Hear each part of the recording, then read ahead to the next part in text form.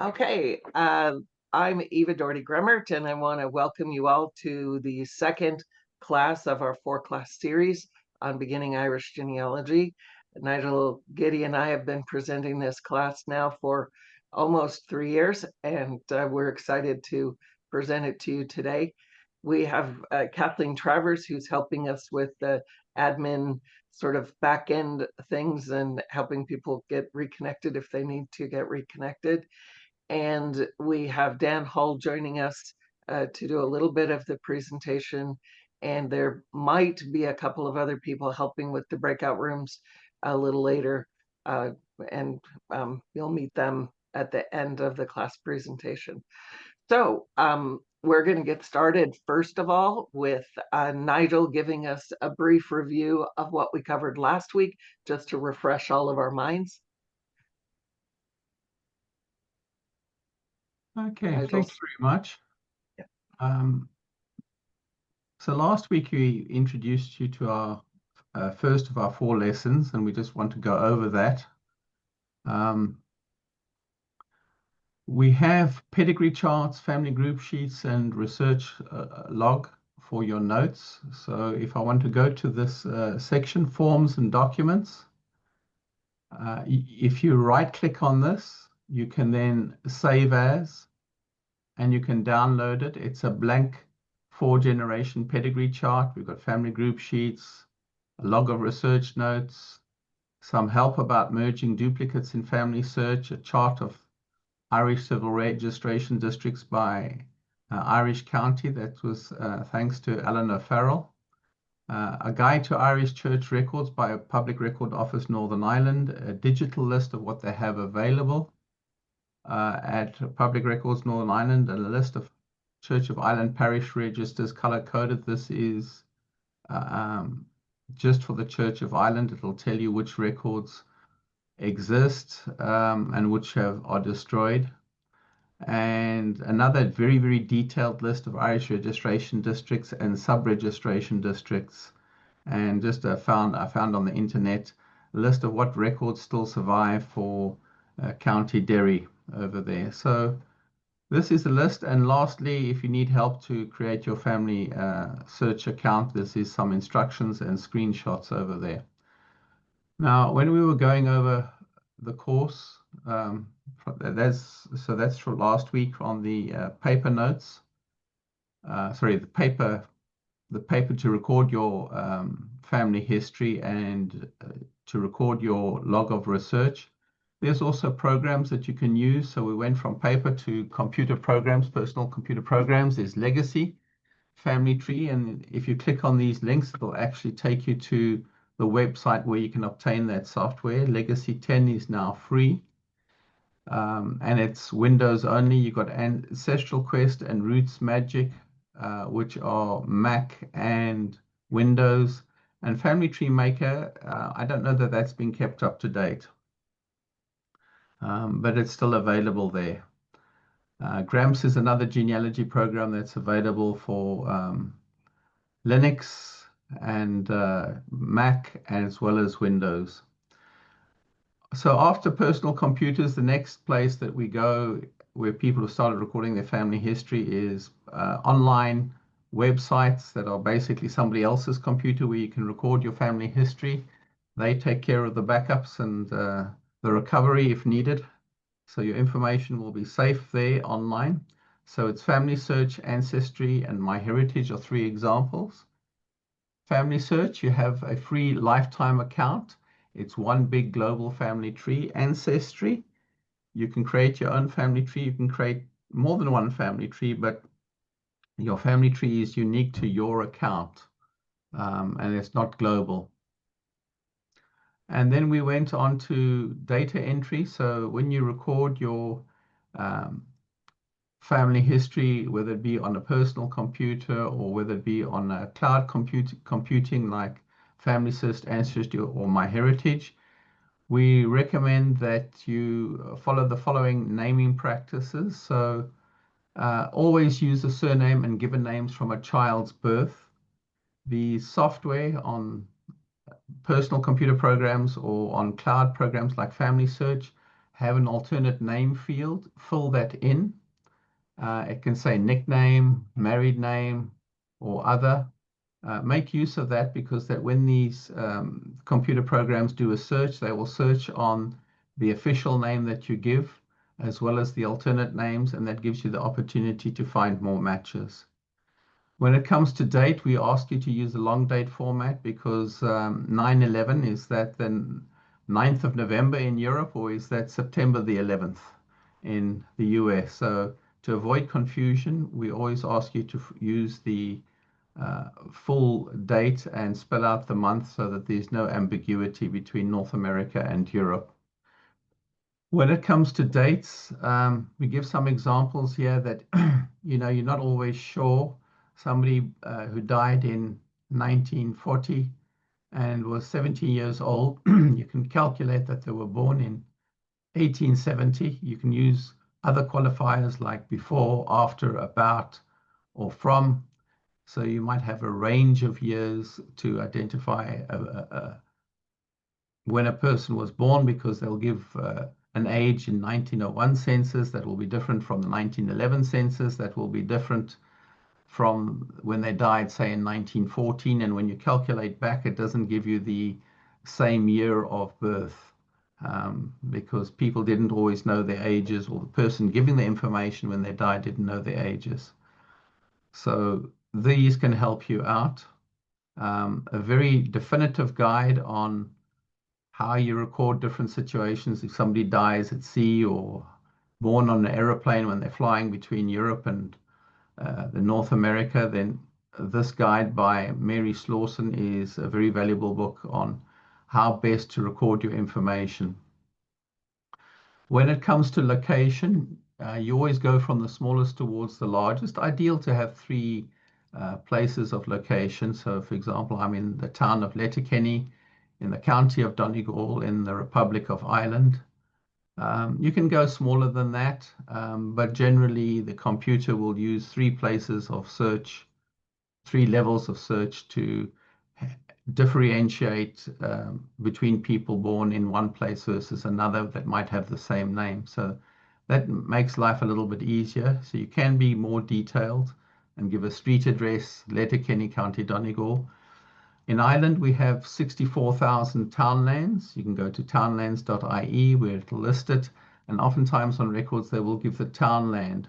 So in Letterkenny, we have Bonagee, or we'll have Ballyrane. Oh, I live in Connemugger. These are all townlands. When Letterkenny was smaller, and they're all parts of the town of Letterkenny, but the names that I just mentioned are actually townlands. We also wanted you to be aware that history has had an impact of what records were recorded or not recorded or got destroyed. So some basic information over here that, there was a lot of persecution as to allowing you to practice your faith, particularly if you're not of the Church of Ireland, the official church, when the British took over. So that had a big impact on records being kept. Now, government records of marriage started, I think, on the 1st of April 1845 for non-Catholic marriages. And from 1864, there was a requirement to register all births, marriages, and deaths at a government registration office. So you have a registration office, you have sub-registration areas, and this is an alphabetical list of counties and the civil registration districts within each county. So when you search, we'll show you a search on an Irish government website where you can search from records starting from 1864, and they will list them and tell you which records fall under which registration district so that you can narrow your search to just the area of interest over there. So this is a list of registration districts that fall within each county. There's a map over here that we showed you last week. There's just some in 1901 and 1911 are the intact censuses that we have. There are some records available from the 1841 and 51 census, limited records there. unfortunately, because the other census records, we don't have them today. And a whole lot of records were destroyed in a fire on the 30th of June 1922. So that's a summary of what we did last week.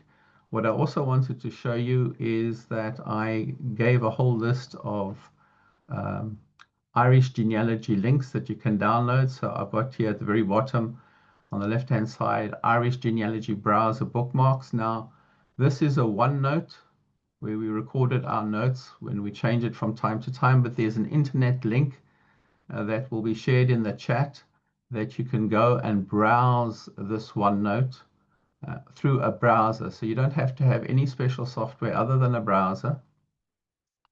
So I've put this together and I'm asking you to download it. There's some YouTube videos on how to import these bookmarks into a browser. But typically what you'd do is you'd left click, right click, and then do a save as, and then save it to your computer. I've saved it there previously from before.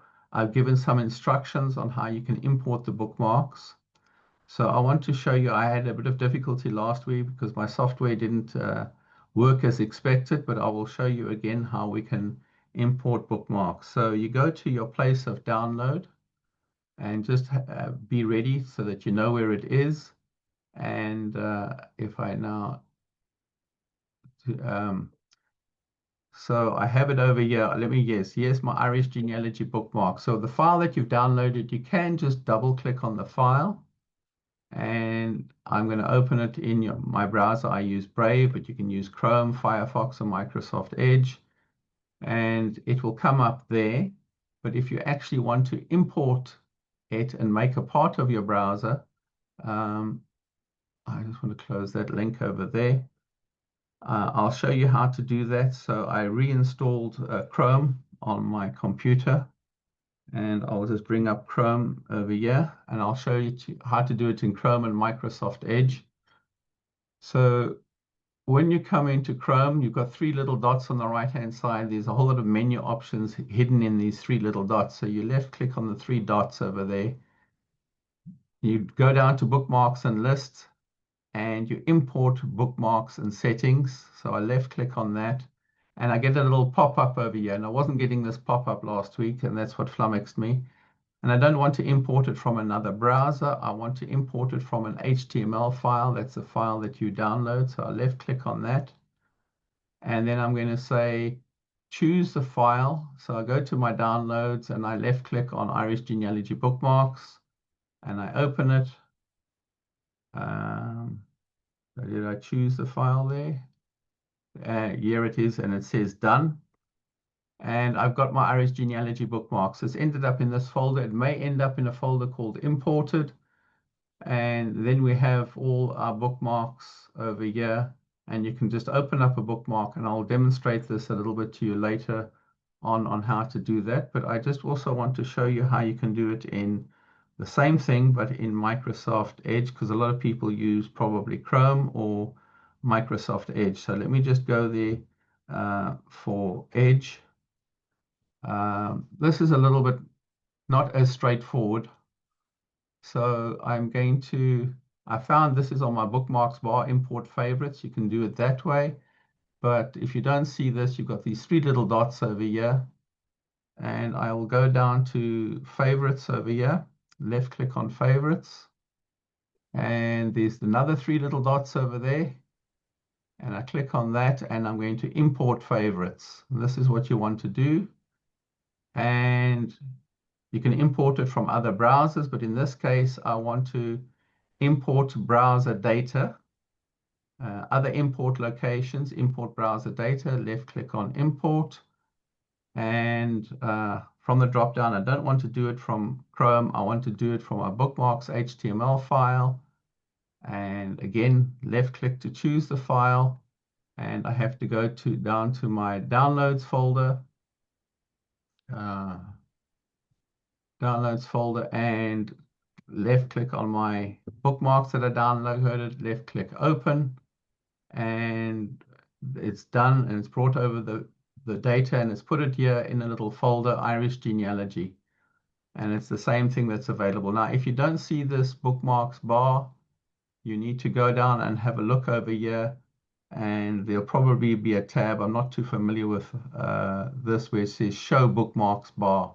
That'll be how you do it over there. So I'm not too familiar with Edge because I don't use it that often, but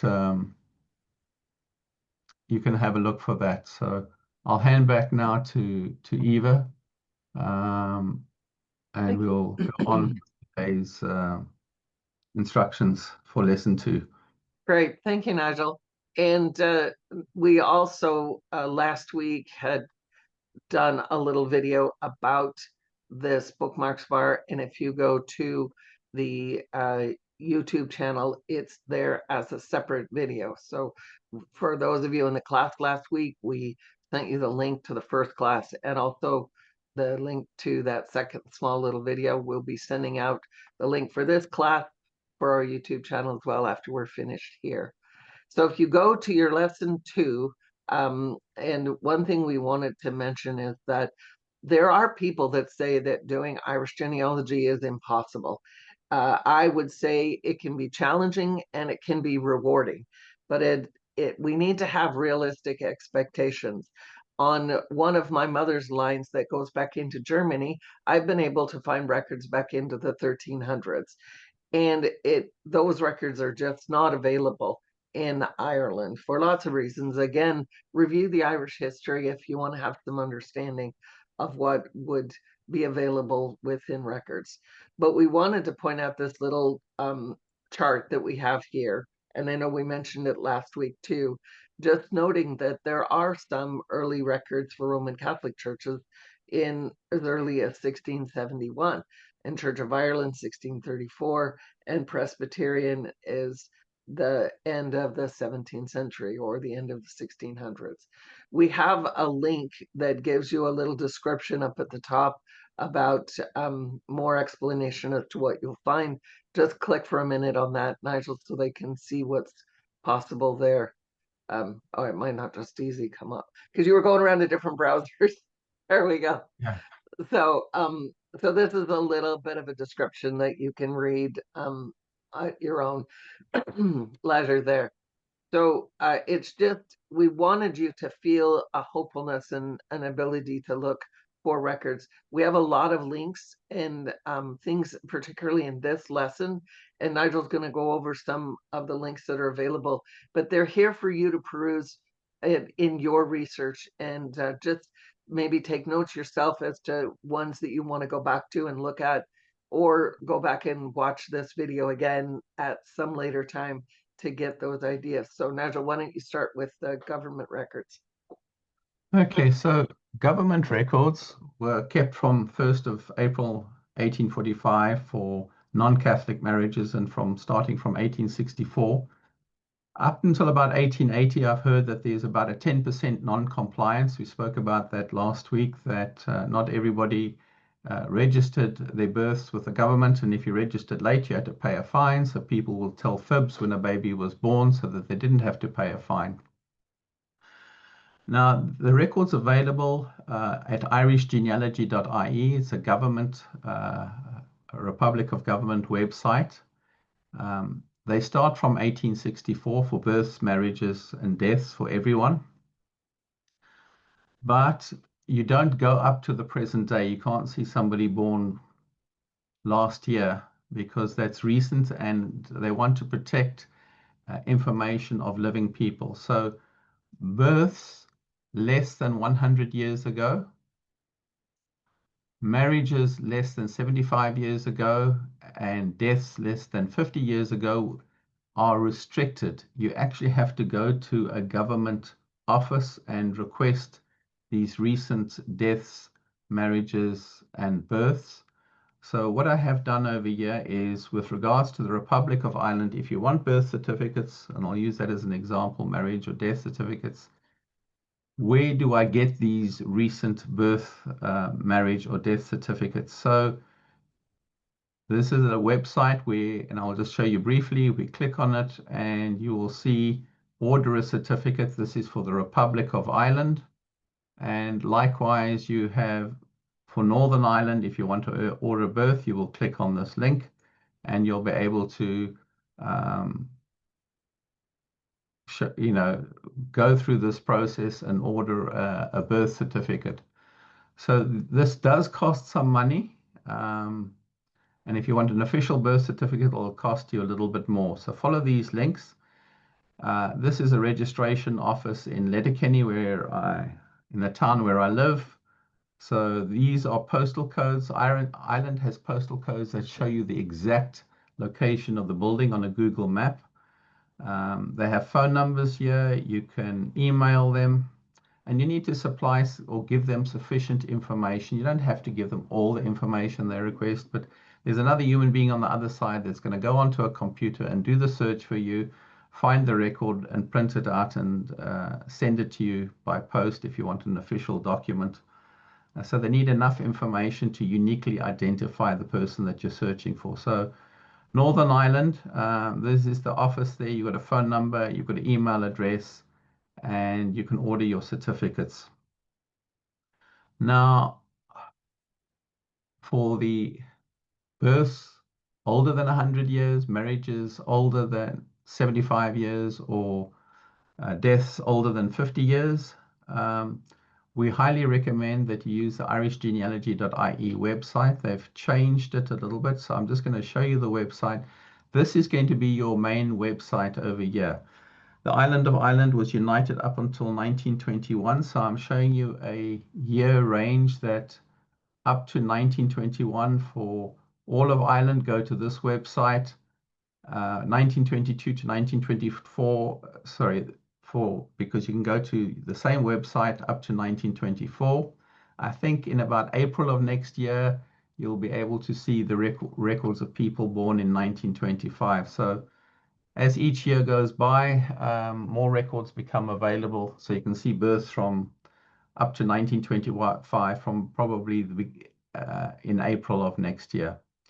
But for Northern Ireland, you're going to have to pay some money. So this is from 1922 to 24. The search allows you to search in 5-year ranges. So if I click on the website, you have to buy some credits. You then search for a birth registration, when you so search birth, show all sections, and then you've got to put in some information and it'll come back with records. You fill it all in, but you can only search in 5-year ranges. To actually view the record is when you're going to pay some money. So you won't pay until you want to view the record, and you have to buy some credits to see that. All right, so we've explained here the websites that you can use from 1864 onwards. But what about before 1864? So this is where church records are very good for birth, marriage, and death. And we'll show you some good websites. I've got them all in my links, but in Roots Island over here, I want to go to Roots Island. And they have, and it's going to cost some money. So this is, if you go down below here, it'll tell you the number of records, marriages, burials that they have, and a subscription, and you can view your subscription. You can join for a day, for a month, for a year. My advice is join for a month, and before the month is up, then they'll email you and offer you a discount for a further sign up over here. But the most important thing is what records, and this is what I want to emphasize today most importantly. You need to know location, as in property. They always talk location, location, location. So you need to know the area that your ancestors were born in, at least the county, and the time period. And when you search on a website, is what records do they have? Do I have a chance of finding the records that I'm looking for on their website? Okay. So in this website, I want to show help. And on over here, they've got online sources. So I'm going to left click on online sources. And then there's a little drop down over here. And you need to click on your county of choice. And I'm going to use Donegal because I live in Donegal. And what's very nice is they have a list of genealogical sources available online for County Donegal, and it gives you the denomination, the parish, and the period of time that it covers. So if I'm trying to look for baptisms in 1800 or 1700, I'm going to be out of luck. So this is very, very important that you go through this list, and then they've got Presbyterian and Catholic and Methodist, Reformed Presbyterian, and civil records. So besides location, knowing whether your ancestors were Protestant or Catholic will be of help to you. So that's one of the important websites to make use in your search for records over there. Ulster Ancestors also has records for Northern Ireland. Now, FamilySearch also has records, and we want to show you FamilySearch records there. So have a look through these websites. We also want to show you the census records over here, and I'll do a demonstration afterwards because the 1901 and 1911 census are helpful because somebody could be 70 years old, and so you do go back quite far in time.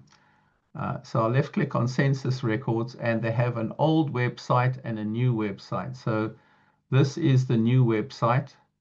The old website was spelling sensitive, but this is the new website. So I think I have, okay, I don't have it. Oh, yeah, that's the new website.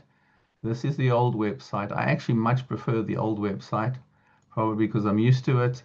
And then you can search for records, but the old website is spelling sensitive. The new website, I think they're more generous over there, and you can search. So I'm going to demonstrate a census search later on today. We won't go there right now.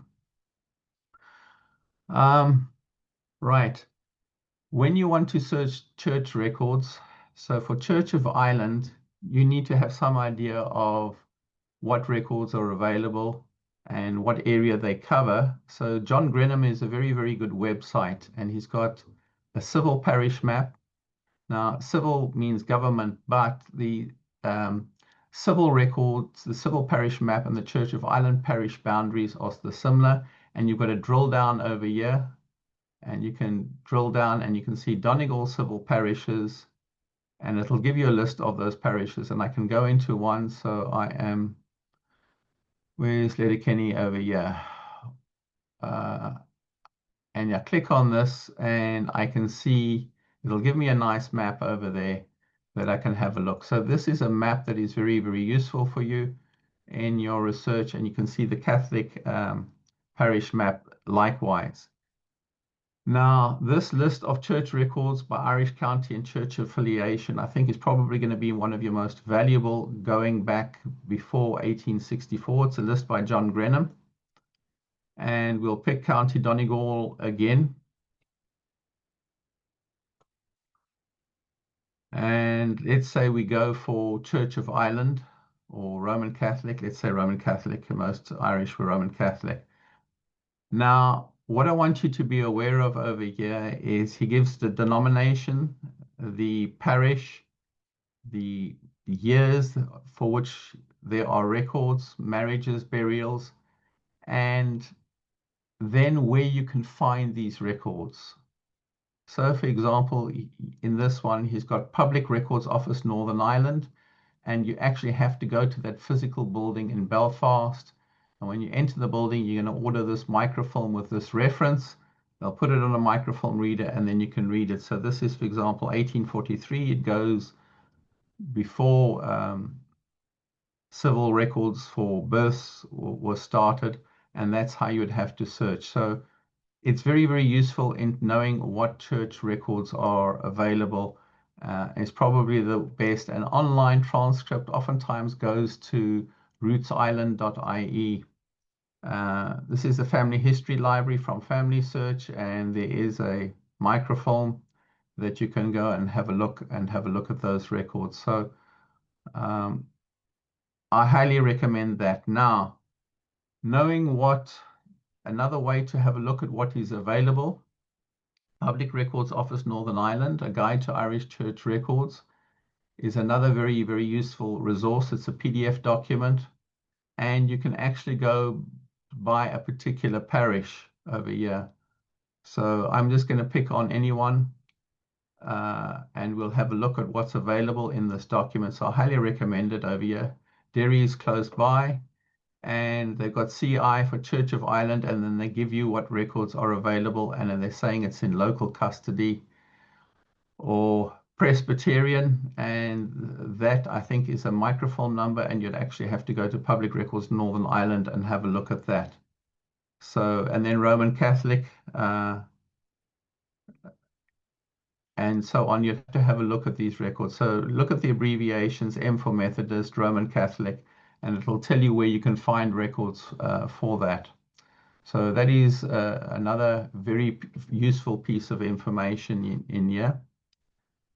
The digital records, so some records are not online, but you can view them in the building in Belfast at Public Records Office Northern Ireland, and this will give you a list of records that they have. And you'll actually have to go to the building to see those records. And now Church of Ireland, a lot of the parish registers were destroyed. So this link gives you a color coding of what was destroyed. Okay, so for example, in the gray, registers for this parish were in the Public Records Office of Ireland in 1922 and were thus not saved. In the green, parishes, the records of which were lost in 1922, but for which subsequent materials were located and lodged in the representative church body, library, or Public Record Office Northern Ireland. So the library for the Church of Ireland or Anglican Church is the representative church body, and then they color code these records so that you can see if it's available, or if it's in gray, it's completely lost. And they give you some suggestions of where you can go and have a look. Some of these links are broken over here, by the way, unfortunately, but you'll see that they say go to rootsisland.ie. So that is telling you whether you have a chance to find a record or not, whether it exists or not. Now, you can also do a Google search. You can say John Grenham Church Records and give a parish name. And this is for Conwell, which is in Letterkenny over here. And this is just done in a pure Google search. I've just pre-populated the search. And if I do church, this is the search term, John Grenham Church Records, the parish name. And then I can go directly to his website, left click on that, and I get a list of what records are available. So that's just another way of getting into John Grenham's listing of church records and what's available. Now, what do other websites have on Irish genealogy? So I've pre-populated these searches, and I've pre-populated with the search term of Ireland. So FamilySearch, what records does it have? What record sets does it have on Irish family history? So I'll click on this link and it will pre-populate it. And so have a look at this. This will tell you how many records there are, when it was last updated, and you can actually search that specific record set and limit it to just those records. So if I want to search Irish Catholic parish registers, there are 9 million of them. I put in the name and the surname, the place, and it will be searching this record set and nothing else. So you can restrict what you see. A similar type of thing is also available on Find My Past. They have 183 record sets. Same kind of idea. And you can say Church of Ireland Parish Record Search Forms, and you've got 20,000 records. And then Easter Rising and Ireland under martial law, there's 200 and nearly 5,000 records over there. So that's available on Find My Past. FamilySearch is free. Find My Past. Some of these record sets will be free. Others you'll have to have membership. Even I have membership, so we can do a search for you. Likewise with Ancestry. You can go into Ancestry, and these are the record sets that they have over here. So this one has only got 54 record sets. It's not going to be very much, but Belfast, Northern Ireland, the Belfast newsletter, birth, marriage, and death notices. Well, that's 1738 to 1925. That will help you over there. You've got 920,000 records. So it'll give you an idea of your chances of success in finding what you're looking for. Um, all right, what you can do over here, and I'll probably show you some alternative ways to find these things. So if I go to familysearch.org, how did I pre-populate those searches to find what record sets are available? If I go to search in FamilySearch, there's records. Dan Hull will explain full text. This came out last week. He will explain that after I've completed, but I'm going to search records. And in FamilySearch, you can do this for any country in the world. Click on the map of the world. Then I'm going to click on the British Isles, and I will take Ireland. And it will list me the record sets that FamilySearch has over here for Ireland. And I say, see all record collections. And I took, this is what I presented to you in that one search. Similarly for Find My Past, let me see if I can remember how I did that. So you go to Find My Past. I click on all record sets, so search all record sets. And then I put in a keyword over here of Ireland. And I hit Ireland and I get all the Irish record sets, 183 of them. But maybe what I'm looking for doesn't have Ireland in the title of that record set, so I can put in Dublin, and I can see just, Dublin workhouses, admission and discharge registers. That doesn't have Ireland in the title, so that wouldn't have come up in the 183 record sets for Ireland. So just be aware, you go to search, all record sets, and then type in your keyword or place name over here, and it'll come back. So they're saying that Find My Past has 2,857 record sets. The same kind of idea works with Ancestry. Okay, let's see if I can remember how I did that. Search, all collections. Okay. And somewhere over here, I had to put in what I wanted to do. So let me see if I've got it in the right place. There's the same idea over here that I had to get by the record sets. So I did it. I can't quite remember at this point how I did that, but it was the same idea. I don't know if it was on the right-hand side, but you can get the same idea of, you can get the record sets. I did that. Explore by collection. Here it is. So search all collections and then explore by collection, and then we're going to view all. And they have 33,864 collections. And now I'm going to go by the title, and I'll put in Ireland and click on search. And I get everything with Ireland in that record set. Likewise, I can just put in Dublin and find that particular record set. So, Ireland, Dublin, Ireland probate records and marriage licenses, gee whiz, 1270 to 1858, 115,000 records over there. So this is how you can use FamilySearch, Find My Past, and Ancestry to help yourself. But now I think I'll hand over to Dan, who's going to show you, if I can just go back to a new way to search records on FamilySearch. These other things that I put over here, FamilySearch also has a record finder.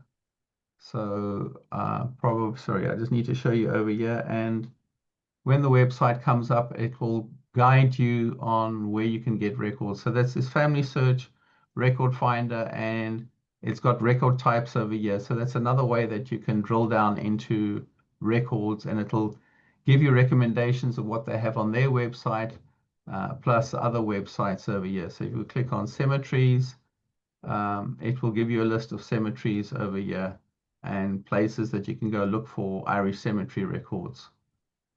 So have a look at that as well. There's a whole lot of lists and links to go through to find records. I'm not going to go all of them. One of the, I think I should mention over here, is Latin in Irish Catholic parish registers. So in when they were recording births or marriages or deaths, They used Latin terminology, so this is a translation from Latin to English. We also have in our links, oftentimes they would record names of the child in Latin rather than in give in the Gaelic or the English. So you need to be aware that sometimes you need to search for a Latin name, and we have in our links the equivalent between Latin and English names, or Latin and Irish. So search for that. We are short on time, so I'm not going to take any more time, but I'll hand over to Dan to show the new search feature on FamilySearch. Dan, you're on mute, so you need to unmute yourself. And share your screen. And yeah, and share your screen.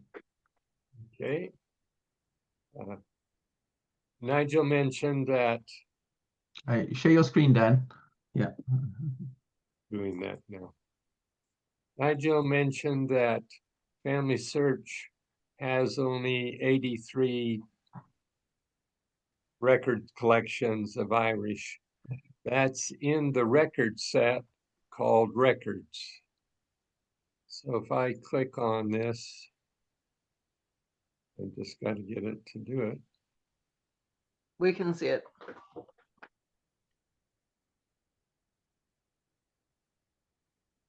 Doesn't want to. You probably have to go back and then come in. This takes a second. Under search. Dan, probably just go to a new page in FamilySearch and then it'll work. Okay.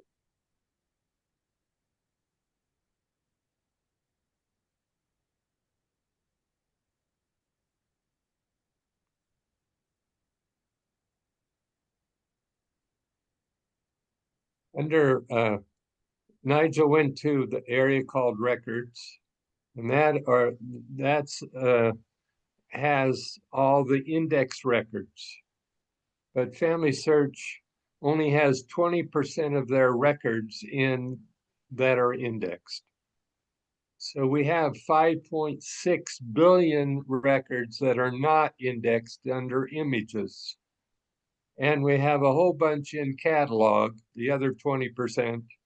60% are in images, 20% in catalog, 20% in records.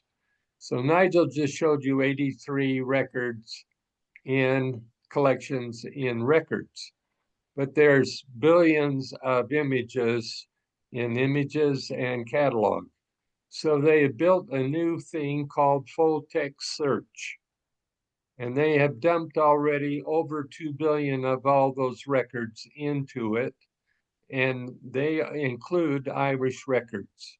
So I'm going to just show you how to access that.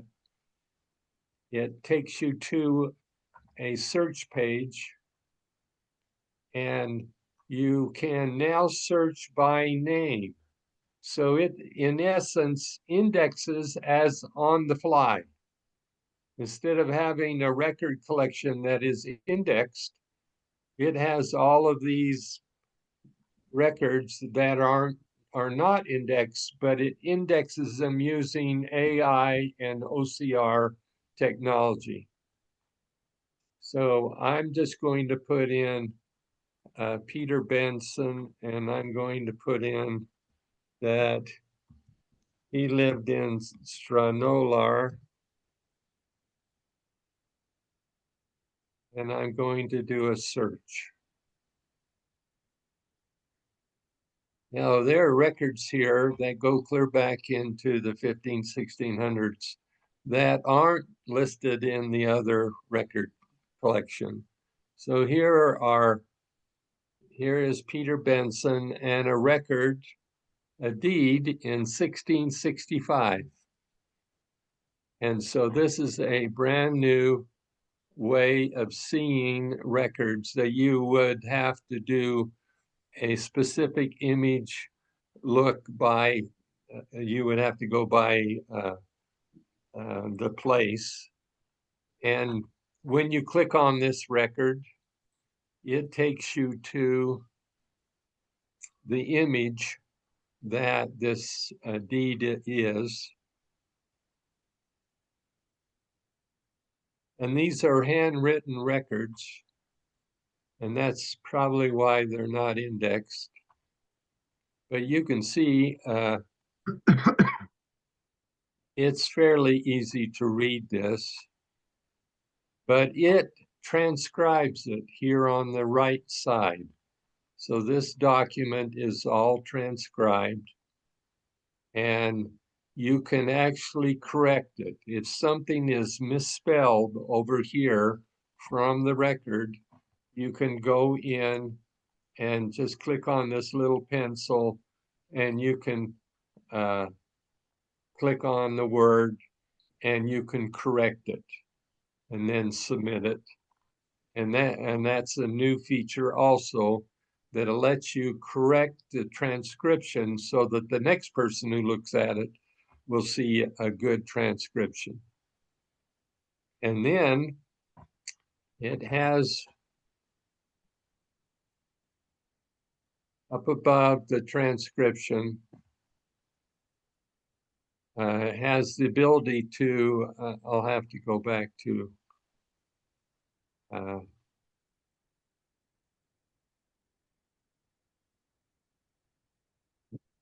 just X the transcript there on the right, Dan, that little X. If you want to see, go back. so I need the transcription. And it has a feature called Summarize the Document. So for us that want a Reader Digest view of this document, you just click on it, and it summarizes what the text is about. It gives the dates of the text, and then it names each person in the text and what they're about in the text, like Peter Benson, he is the grantor to the deed. Paul is the grantor, and it lists everybody down this on this record. So it's a really nice system. Now, let's suppose that I want to save this into my FamilySearch account to Peter Benson. So right here, it has the feature that I can attach this record so that I don't have to go back and find this again to the person in my family tree. So I can put in a date, I think it's 1665.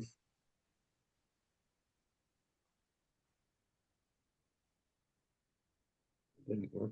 Yeah, there it is. And I go down and I attach it. And it lists, it'll go to a list of people that you have worked on. And in this case, Peter Benson is the person that I have in the, is already in the tree. Now it shows that I have already attached this record to him. So I have already done that. But if it wasn't there, then I would just click on this. I'll show you with Antoinette Carey. If I click on this, then when I go to, it goes and selects that person in the tree and lists the spouse, the children, the parents, the siblings. So you can easily just click on the name if they're in the record like this and add them to, this record would be added to each one of these people's accounts. So that's a really nice feature with this save a record. And you will find this just opened up more than probably 7 billion records that we couldn't access as easily by searching by name. Now you can search these records by name, and it will index the records on the fly so you can utilize them. So we just went from 83 to probably, who knows, 1,000 records. And that's really a great opportunity for all of us to find new records that are there already, but we just couldn't search by name and date very well. And now you can. Any Thank you. questions? Well, we can take questions in the breakout rooms there, Okay. Dan. Thank you. Thank you Okay. for your showing us this. Dan had mentioned it some time ago that this was in the, what is it called? The experiment part, Dan, of FamilySearch? Yeah. And so now it's actually available out in the regular part. So if we could go back, Nigel, to sharing your screen, great. What we want to talk about right now is some search tips. And these are in the lesson material so that you can, again, you can click on the links and find this information. But one of the things that we really wanted to emphasize before Nigel goes through his example of searching out a particular person is that names can change. Names can be written differently. Some of the reasons might be because the person spoke Irish as opposed to English, and they may or may not have been literate. And as we mentioned last week, the person that was writing down the record might not have understood the accent and could have misspelt the name at that point. So another thing to remember is that there might be abbreviations. Nigel also mentioned that the names could be in Latin, or so those are things to look at. I came across an article by Nicola Morris in a recent genealogy magazine that I wanted to share with you the example that she gave. And to me, she's a very highly respected genealogist and published author on genealogy. So she was doing a research for a family in America. They had all the records of the family. The family's name in America was Kenny, Kenny, Kenny, and she found them on land records and census records and marriage, death records, and all of that. So she had the family all sorted out, but she could not. She even had the mom's maiden name from the records in America, but she could not find them in Ireland. And these children would have been born after civil registration in Ireland. And this woman was very frustrated when she reached out to Nicola. So Nicola decided to do a search in Irish records. And I don't know which website she used, but regardless, she used the mother's maiden name as the only defining factor for the children. And that, of course, gave her hundreds of records to look through. It was like, in one way, seemed to be a last-ditch effort to try to find this, because there are often times you will miss having one child or two children or whatever on those records. Yet to absolutely not find an entire family where the kids were born within the time period where a civil registration occurred, that is really rare. So as she was going through these records, she found a family with the surname, the husband's surname was Kilkenny. Remember, I said that in America the record was Kenny. As she gathered together all of the records on the births, they coincided exactly with the records in America with the exact ages.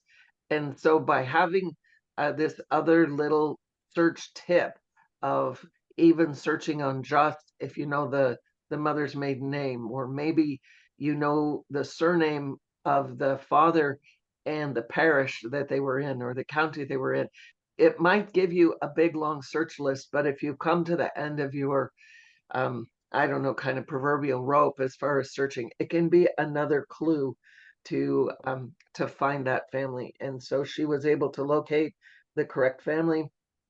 And again, they'd only been identified by looking on the mother's maiden name. So that was another example that I wanted to give you.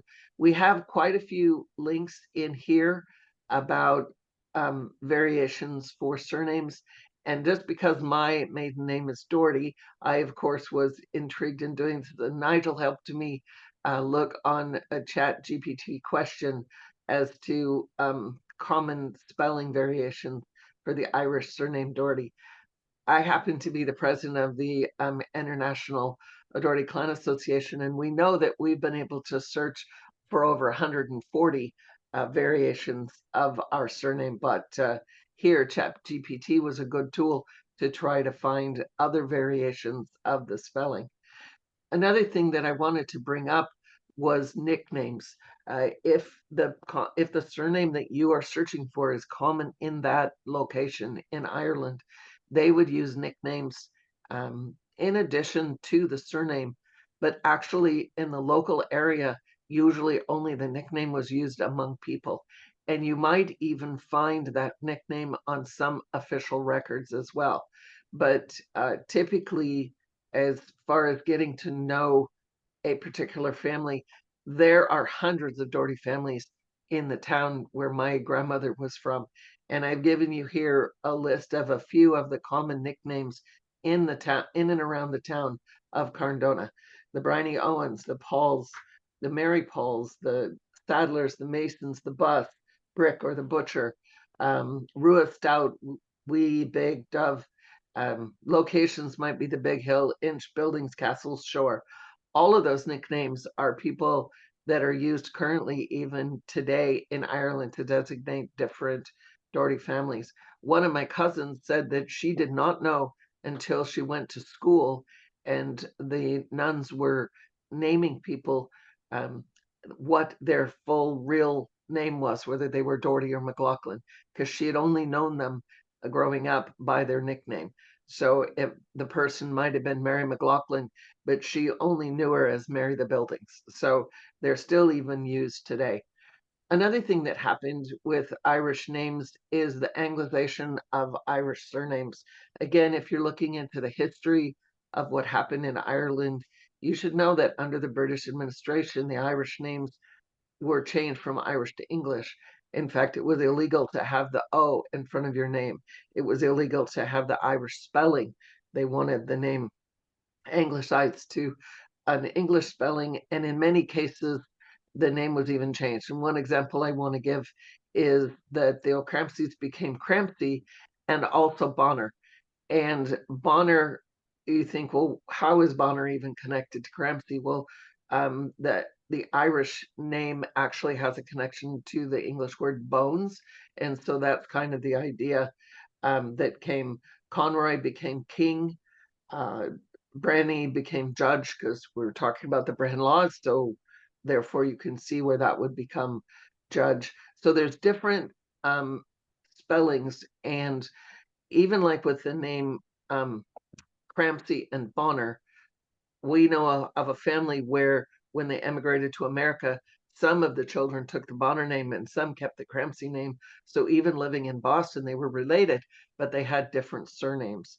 And some of those people went back to the local area in Ireland, and their children, descendants, are Crampseys and Bonners, and they are cousins.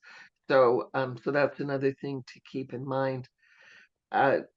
So you can read through all the rest of these notes here, but the other thing I wanted to bring up was the Irish naming convention, and we did mention it a little bit last week, but recognizing that the first son is typically named after the father's father, the second son usually named after the mother's father, third son after the father, the fourth son after an uncle, and the fifth son after an uncle on the other side. And the ones about fourth and fifth and on for larger families aren't necessarily following the exact convention that way.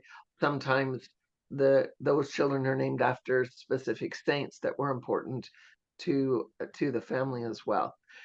And I guess I forgot to mention the different spellings for given names or nicknames.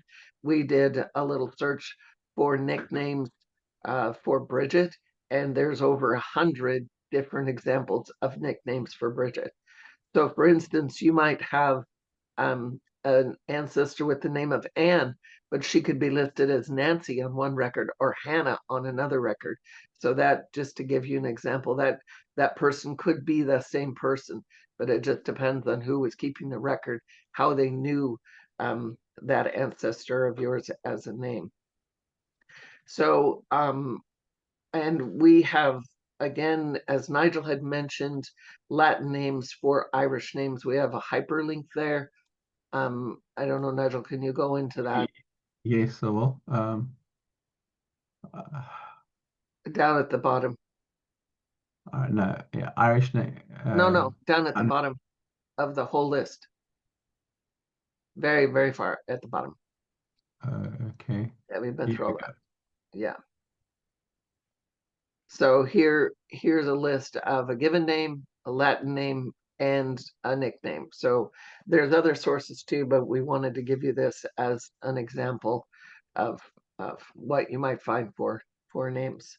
So what we're going to do at this time, I know we're just at the end of the hour, but we're going to continue on with Nigel showing us his research example to take the things that we've shown you today, and hopefully you can see how they would be helpful. Eva, do you think we should do that maybe the beginning of next week or take it on now? I think we should do it now. Yeah. Okay. All right. So let me get back to my browser. What I want to do is take an example of a famous person, Irish person, Ernest Walton, who I think changed an atomic nuclei. He is in FamilySearch.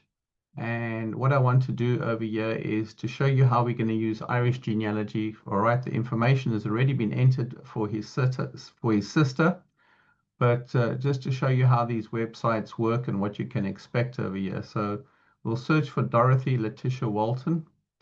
I go to irishgenealogy.ie, and I'm going to put in Dorothy Walton.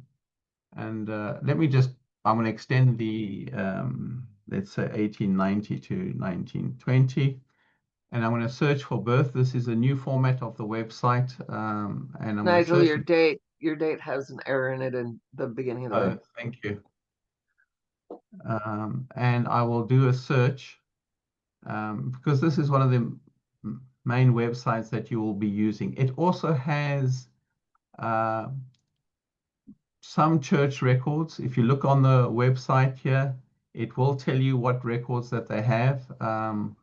So have a look at that so that you know the range of church records that it has. But for now, we'll stick with the civil records and we'll left-click search, and it'll give me a whole lot of names.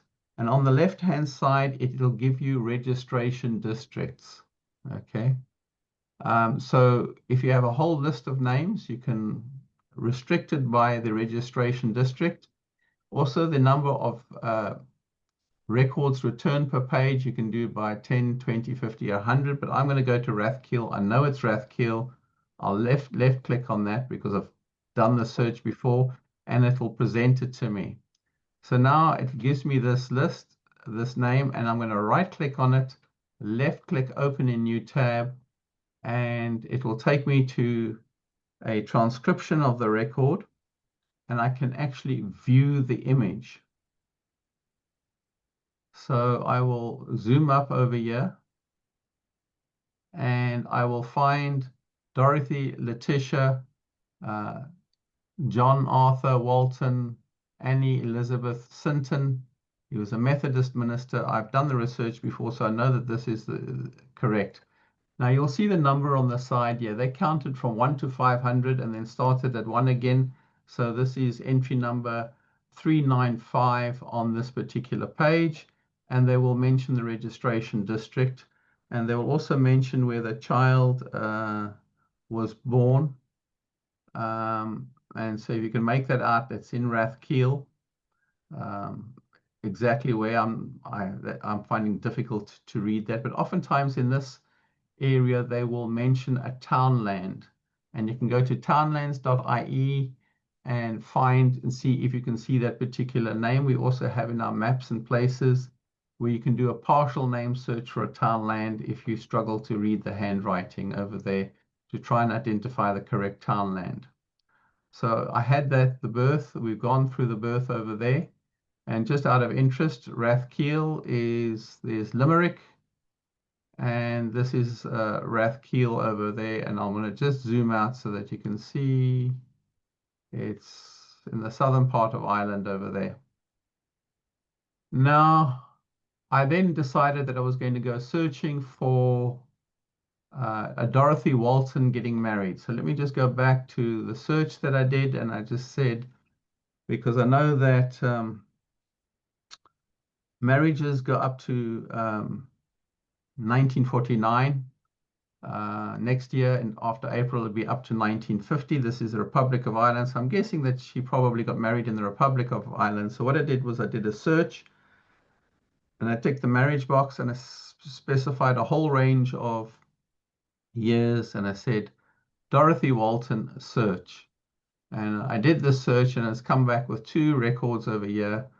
I right click on the first record, left click open in new tab, and I then go to view the image, and we've got Eliam William Dowse and Dorothy Letitia Walton, and the father is a Methodist minister, so that's very unique.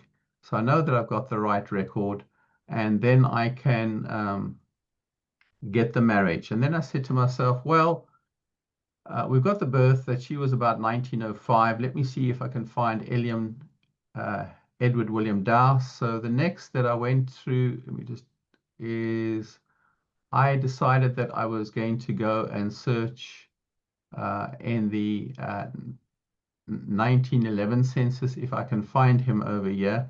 So I did the search. Now this old website is spelling sensitive. The new website is not spelling sensitive.